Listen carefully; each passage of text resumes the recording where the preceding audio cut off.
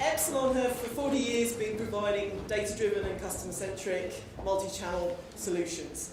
Now that's in the form of heavy data and database, all the way through to strategy and analytics, which is what I cover, all the way through to creative, and we do it for brands across the world. So these are global, regional and a local in market. And we've been in China for about 13, 14 years, primarily originally as an email provider, but actually now we cover an awful lot of the services now. So we are looking at helping our customers deal with their business problems by using and being able to understand and action their data and insight collateral that they have. And we run a host of loyalty schemes across the world. Many of you will have heard of things like Hilton Honours and Air Miles. They are part of the Epsilon family.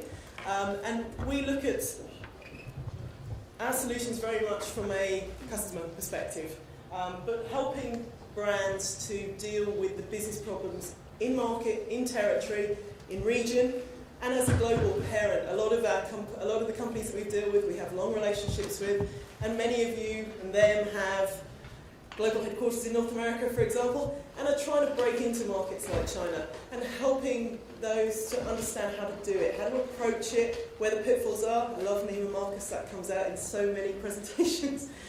But understanding how they start that sort of first steps into what is effectively, if you are a North American-centric marketer, a fairly alien land.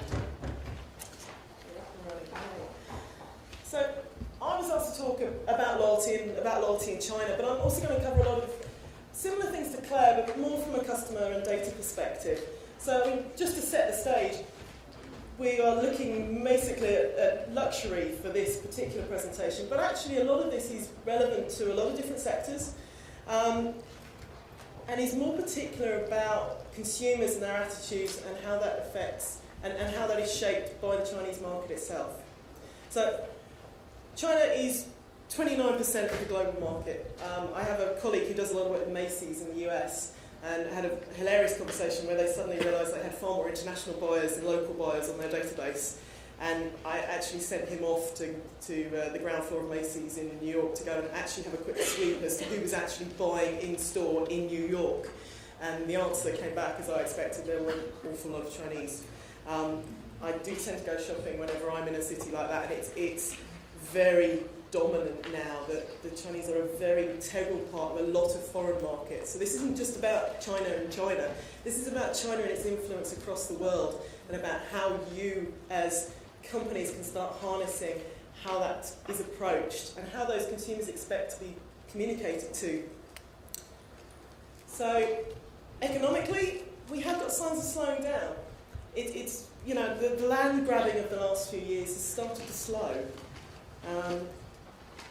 It's fallen 15% among China's wealthiest. Now, that's not cataclysmic, but it is a phenomenon that's starting to be felt. The government crackdown, somebody mentioned it earlier, there's been a big push to curb what they call graft in the region. And it's not just China, there are ramifications for where I live in Hong Kong as well, that companies are starting to feel the pinch of that, and especially in luxury at the moment. And the three top spending categories have changed slightly. As it is, it's developed. More Chinese are travelling. So tourism has now become a very big thing. I've spent yesterday with my colleague from Shanghai, who is having so much fun with being in Paris, and we've been talking about Louvre. But it's a phenomenon. They are spending and saving a lot of money to travel, and that's very much part of the experience. So the biggest casualty of all of this is actually men's luxury and watches. So domestic sales have dropped, but also the need for those companies that feed that part of the sector to actually start looking at things like the consumer pipeline that Claire was looking at. So how you build the domestic market with that component missing now? How do you replace that revenue? And then a slowing growth in cosmetics, perfume and personal care. Again, it's slow, it's not a drop, but it is something that is significant. And it's something that companies need to be aware of when they start addressing strategically how they make up that revenue and how the market is developing to be able to approach that. So as I said, this is a but. The luxury goods market is still growing. It's reduced, It's not growing at the stupendous rate it's been going at for the last few years.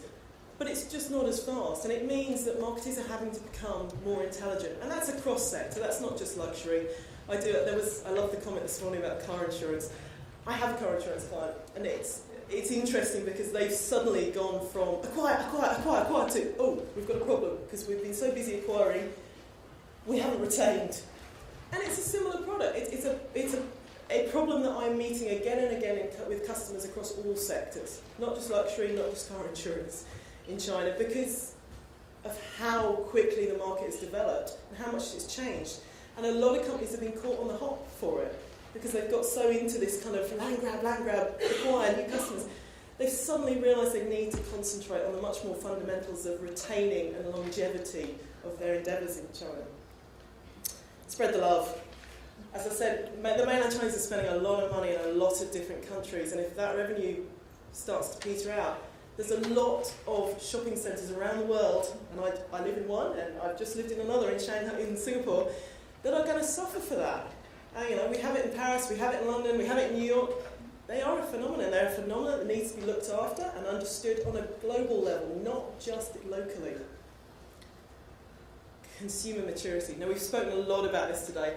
Chinese consumers are savvy. They are getting very, very knowledgeable about what is available, what they should expect, how they ought to be treated. And it's coming over. We are doing a lot of work now with companies who've gone, I must do social media, and I'm going to do email, and I'm going to have stores. The three are not linked up together. And actually, the customer doesn't care that you can't operationally get that together, but they expect to be understood at the same level by every single touch point and interaction they have with you as a brand. It's not a Chinese example, but I have a banking relationship in the UK, and the credit card part of that bank is a separate company, it's run as a separate company to the main part. I don't care. I really don't, because the brand is the same, and I expect the two to talk to each other, and I expect them to know exactly who I am and what interaction I've had with them as a brand. How they run their company is really relevant to me as a customer.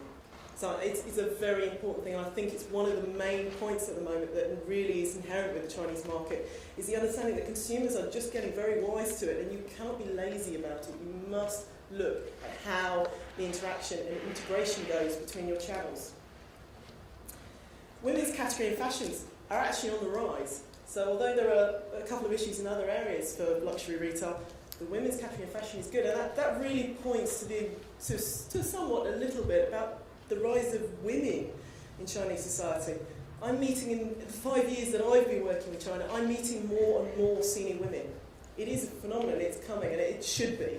And they are becoming more and more dominant because they have their own money, and they are spending. So, is the problem not that they're not buying more, but just not your brand? So this is an interesting one. This is from a Bain research article that's just come out. So 70% of Chinese consumers use the internet, and most via the mobile devices. We've already seen these stats. 2/3 bought luxury goods online. Now that's a phenomenal amount, and when myself and my colleagues saw that, we went, really? But actually, it kind of bears out. And it's a weird one, but it does very much come back to China as a market. And also about who's buying. So the rise of Tier 2, Tier 3, Tier 4 cities in starting to consume in luxury is going to start hinging on this. Also, who's buying? What is the age group? What are the consumer habits? Now, in traditional markets, luxury retail has really been the preserve of a slightly older market. Not in all brands, that's not what I'm saying, but theoretically, in the good old days of, so what's your data profile for the likes of like a Dior or something, it is going to be a little bit older because that's where the money is. But that's not what's happening in China at the moment. That is changing distinctly. So, two very important parts of this. So, mobile and mobile commerce. I think what I really would like to impress on you, rather than mobile itself, is actually the data involved in this. For the first time with mobile commerce, you have the ability to link the holy grail, which is consumers who are coming through the net, coming through the web, coming through social media, and the ability to push and track them all the way through the buying purchase. For companies to actually understand who those customers are. The online rise is dominating retail strategy. And one of the other important things, and also what we're seeing a big push for, especially in this sector, although it's coming in a lot of the other ones, is the desire now and the need to be able to have a 360 view of their customer, to actually understand exactly where they're touch pointed. I've just done quite a big piece of work with a very well-known luxury hotel chain in Asia.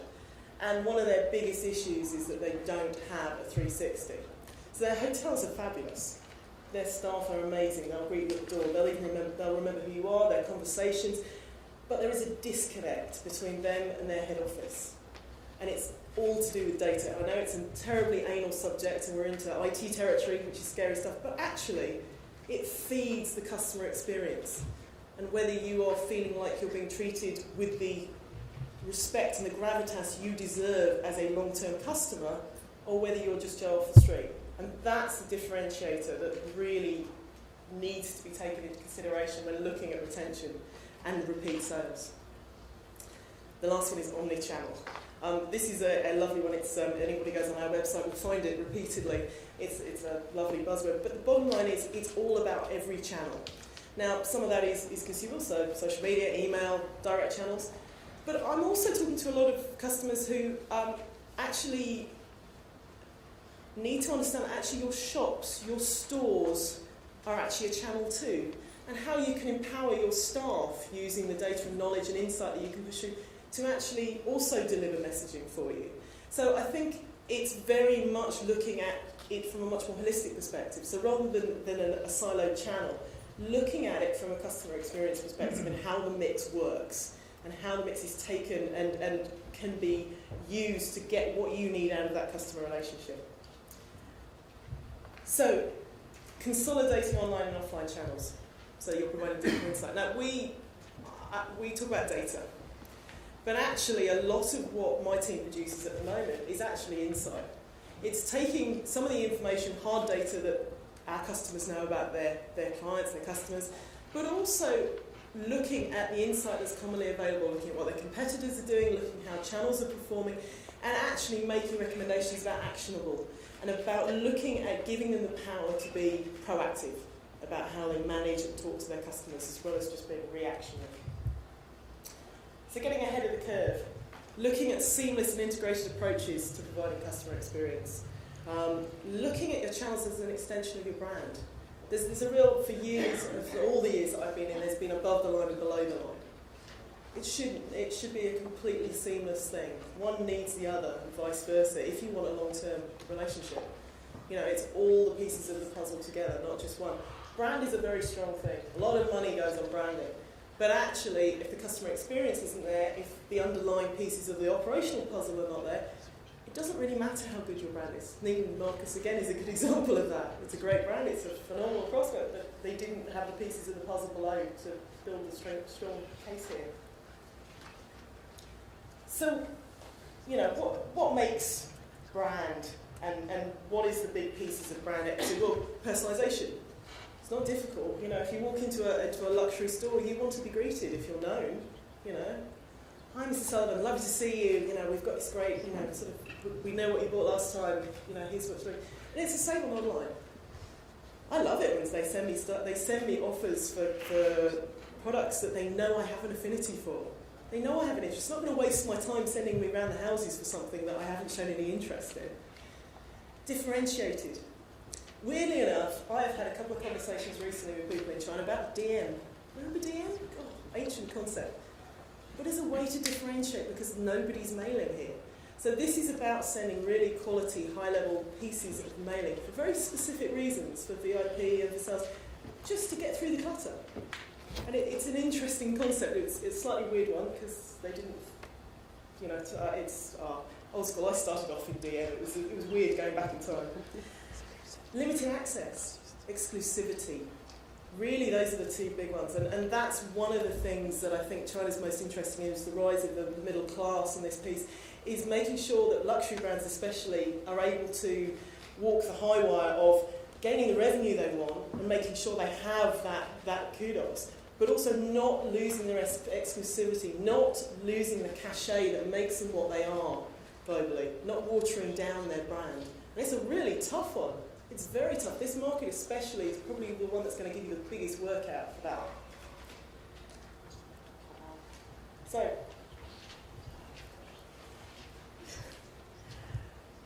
So, as the Chinese consumer matures, what is driving them to spend and be loyal to your brand? So, be it local or foreign brands, overall brand loyalty amongst Chinese consumers is growing stronger. So 58% of Chinese consumers agree that it pays to be loyal to your favourite brand. Now, loyalty is a strange subject in Asia. I came here 5 years ago and I lived for a little while in Singapore, and loyalty to the Singaporean market is offers and discounts. There is no, it's all about quick bang, quick buck. So I mean, I come from a country in the UK where we've had 20 years of developing loyalty. So we've been through the whole programs, cards, but you understand inherently that loyalty is about having a relationship. And a lot of brands have gone through that pain and agony and have worked hard to build relationships. Now this is in the infancy to a certain extent in China.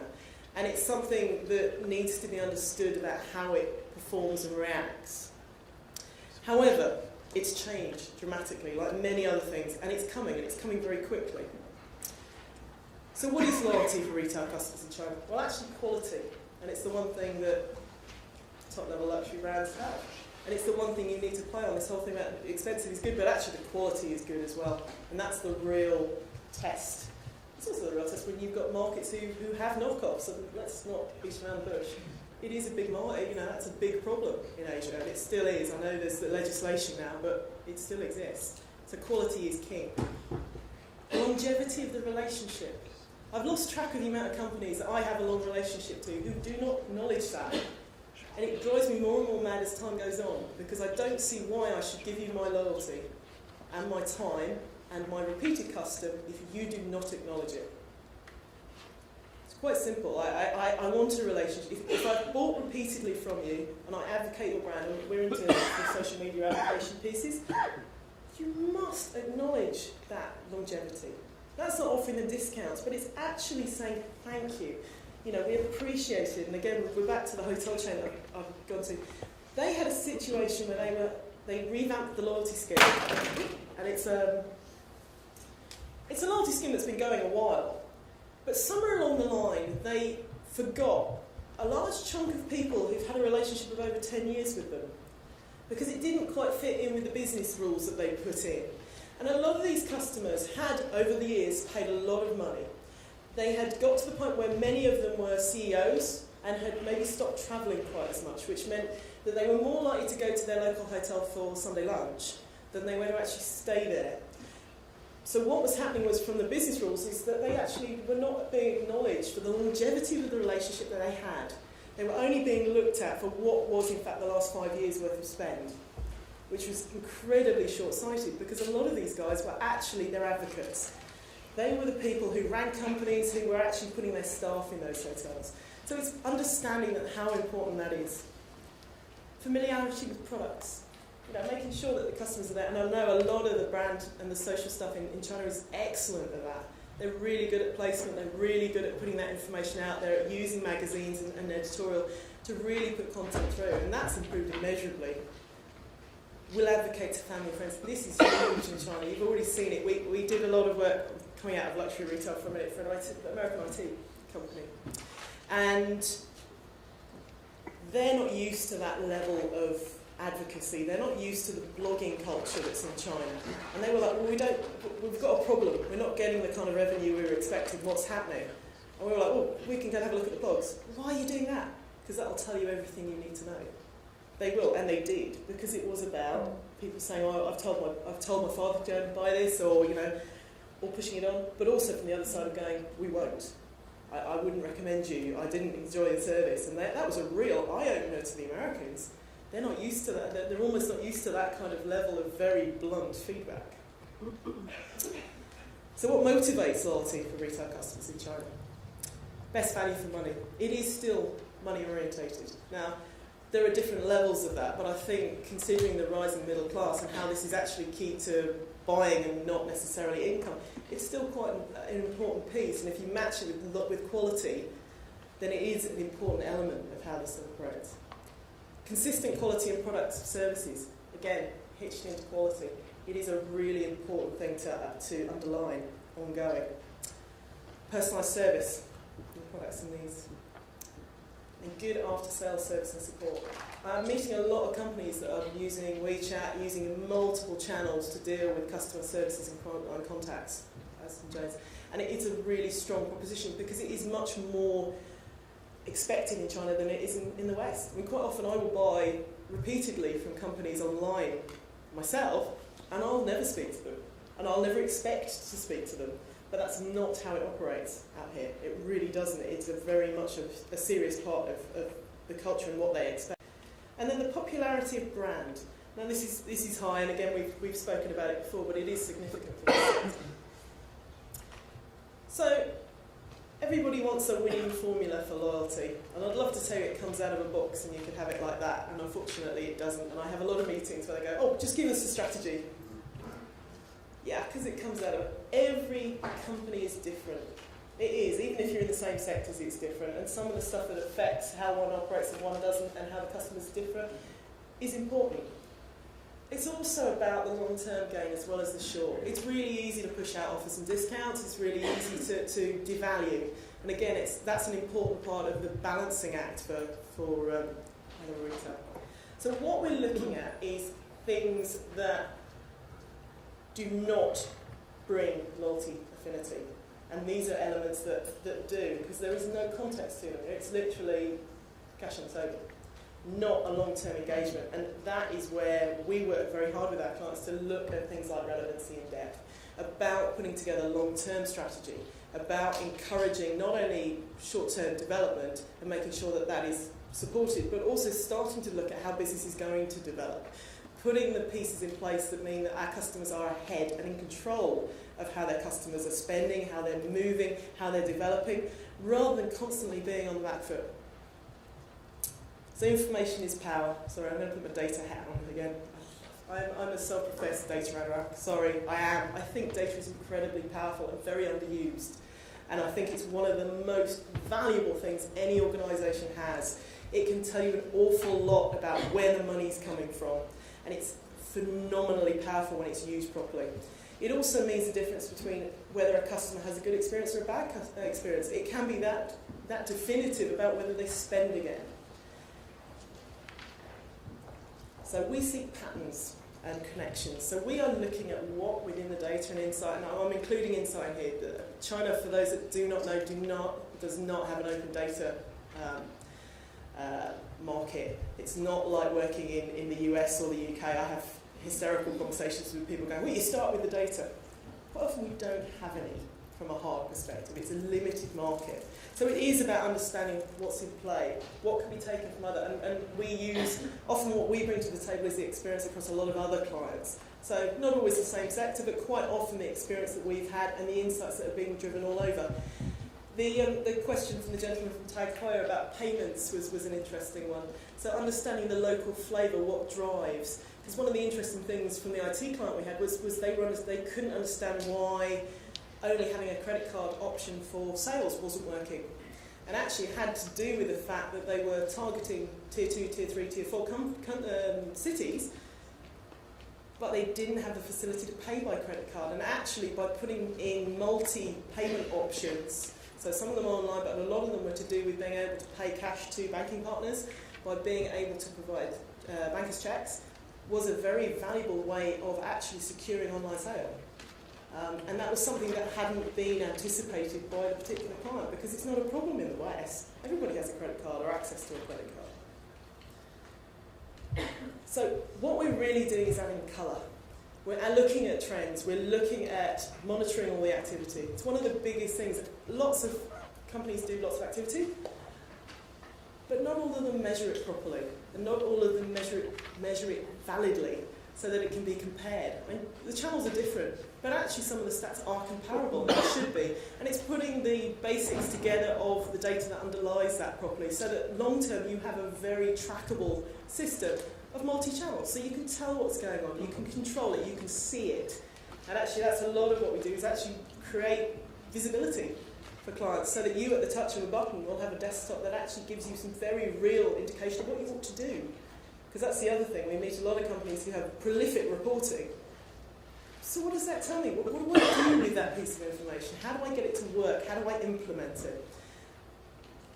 The last part of that is an eye to future and prediction. Is looking at what the markets are doing, looking at what your competitors are doing, looking at how channels are changing and developing, looking at technical enhancements. I saw the guy with the Google glasses earlier, stuff like that, and how that moves forward.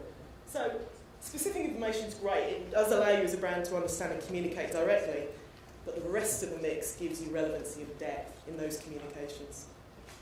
So how should you approach that? The fundamental is we start with your business. We're quite good. I've had lots of meetings where I've been brought in as the data person or the email person. I'm not interested in that. I'm interested in what the business problem is, and that's really from a strategic perspective where we start. What do you want to achieve? Where is the revenue coming? How do you get it? How do you enhance it? Who are your best customers? What do they look like? Where do you find them? How do you develop them? How do you find more of them? Long term, what does that plan look like about what customers there are? And then giving it some context, looking at the big picture strategy, looking at expansion. It's a big one for luxury retail here, is a lot of stores.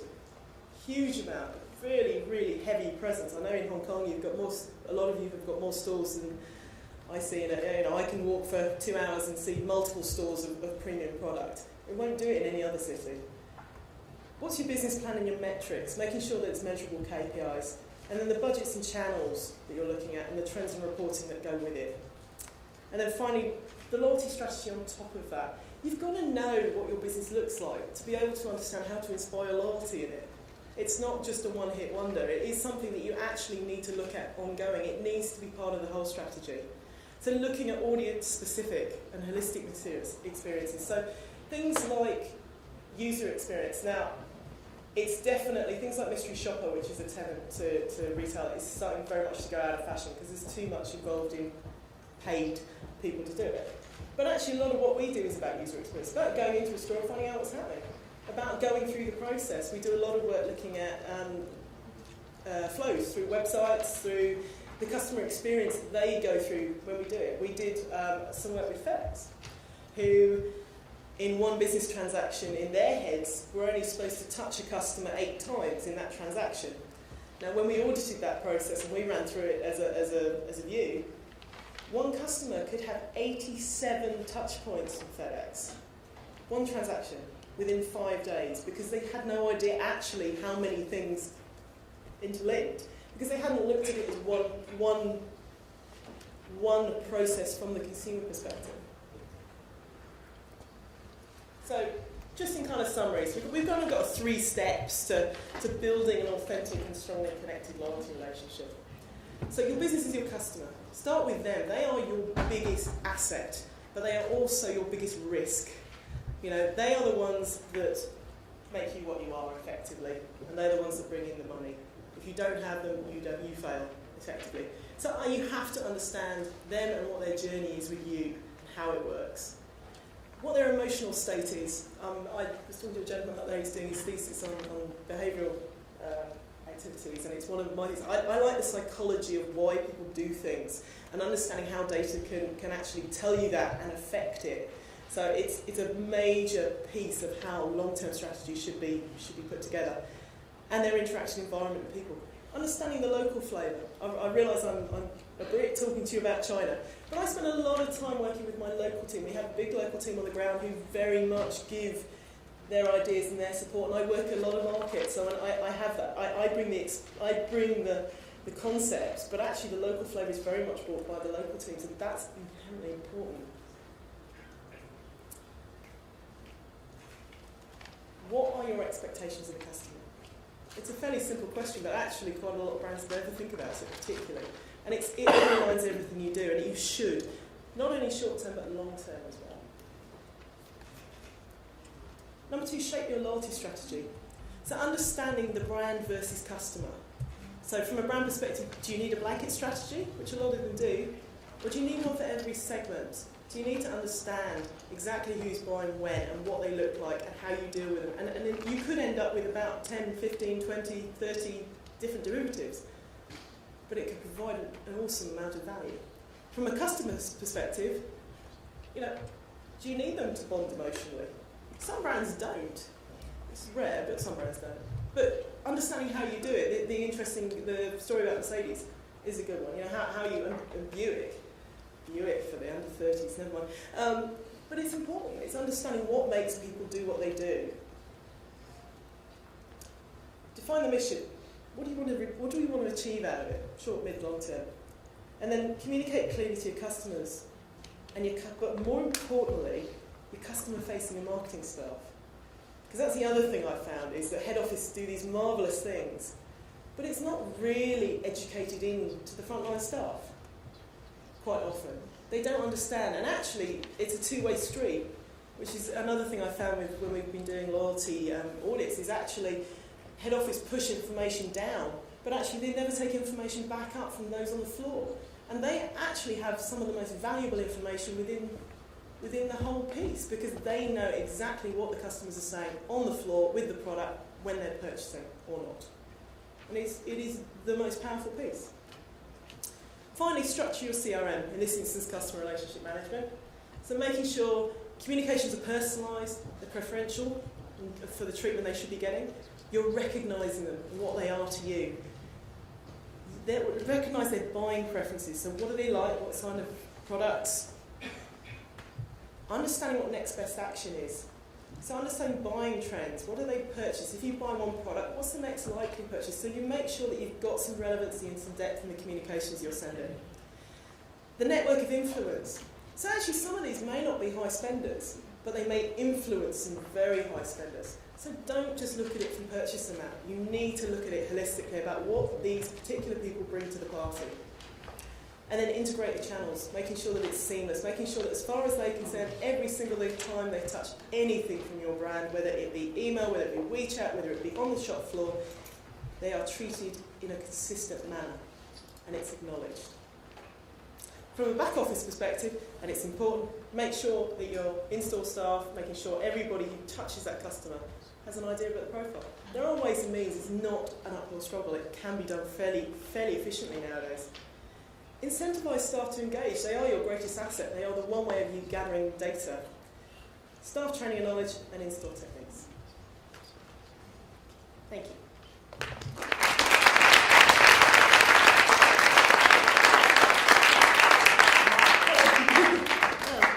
Very interesting. Very comprehensive, too. We're running about 15 minutes behind schedule, so how long? Okay. So it's interesting that this is all about building loyalty, and one thing I hear a lot from companies in China is that they say Chinese consumers are not loyal, but maybe it's that the companies are not inspiring loyalty, so maybe they should take a little bit more of the heat for this. Yeah, I think there's two sides to it. In Asia, I've met where loyalty's just been treated like it's been offers and discounts. So there's been nothing there to actually incentivise loyalty. But I think it comes from an immature market meeting maturity. It's starting to be understood. It's starting to improve. And companies are only going to change that by actually educating their customers to understand what loyalty could be. And I think that's probably the most fundamental part of this, is you need to consider it not as a short-term venture, but it is a long-term venture, and it is about fitting into that development of this market. So do you see companies investing more resources into this area in China? Yeah, I think we are starting to find more and more that they're getting more vision long term about how they need to approach it. As I said, they've gone through a lot of companies we seem to have met have done a sort of big land grab piece, and of course it's been any man for himself, and that's really distinctly changed over the last couple of years. So there is a lot more impetus being put on dealing with things like, I get dragged into meetings about single customer views and about building databases, but also about encouraging building strategy to improve loyalty, improve retention rates, look at things like proactive retention rather than reactive retention, and actually dealing properly with driving engagement. So we're doing more and more work on putting things like welcome strategies in to make sure that customers are actually starting to feel much more part of the brand from a direct targeted way, not just from a brand perspective. Okay, you also mentioned the importance of local insights towards the end. And I just wondered in China if there were some examples of how China is unique in this area in CRM, and what are some of the local insights that companies should bear in mind there? I think one of what I have found, and I deal with a lot of international companies who are coming into China, is that it's a recognition that this is a completely different market. So a lot of the tenets of loyalty and engagement and data strategy are all valid, but how you apply them is different. And I think the biggest one is, one of the biggest ones fundamentally for one of my clients was the understanding of payment. It seemed a really, really simple thing, and something that as a Westerner you kind of take for granted. And it completely floored the client we delivered it to, because that wasn't what he was expecting as the problem. But I think it's just an understanding. I think there is also a nasty habit to view China as one entity, which is naive. And actually it's becoming more and more important to properly profile China as a much bigger entity. So they're looking at 2, 3, 4 and 5 tiers, cities, is really important. I'm meeting a lot of companies who are doing blanket marketing activity, who are suddenly finding that when we drill down into the response data, drill down into purchase data for them, are suddenly finding there are very distinct differences regionally about who's purchasing, who's buying, who's influencing, and it's things that they can really action quite easily, and it's making so much difference to their bottom line. And it's not difficult, it just took them a little time to just drill down and find out what those profile differences were looking like, and then building the strategy that goes around them. So it's basically working harder, not smarter, to be honest. But it is something, it amazes me because it's stuff that I've met through my whole career in Western markets. So it's really not that radical in China. China is a huge country, and it needs to be dealt with as a huge country, very diverse, very culturally different in areas, very economically different, and a real melting pot. So and we've heard a lot about it. It's been in a lot of the presentations this morning, and it has to be viewed as such. So one of the challenges is getting good data. So, how is China unique in that area?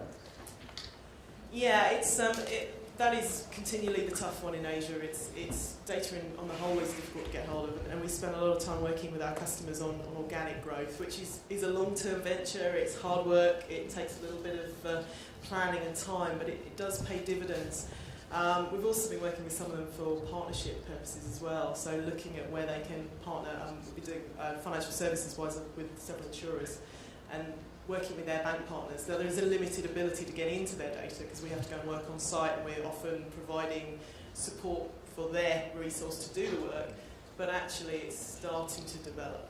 And the understanding of how important data is actually, so it's not just to be held ransom by IT company, the IT departments now. It is something that marketers need to be aware of. They need to understand what data is available to them, and they have a very, very important role in gathering it, keeping it clean, and maintaining it as well. What about the privacy issue in China? Is that a bigger concern than it is in the West, or less? No, I'd say it's a bigger concern. In fact, they're probably more, in general, they're probably more au fait with it than actually a few Westerners. I think it's developing very quickly, and it's had a real high profile, so actually there is a fair understanding of that. Are there questions in the audience? Any questions? So how do you measure the success or the ROI on CRM campaigns?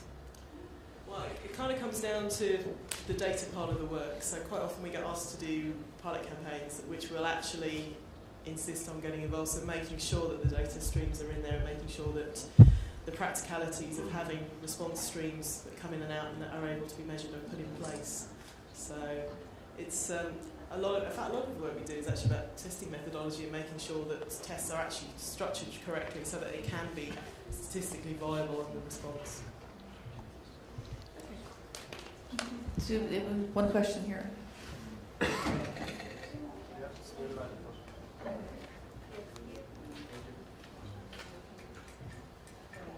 you very much for your presentation. You mentioned there are many different regions, and this is how your clients have to approach the market. If you had to summarize, how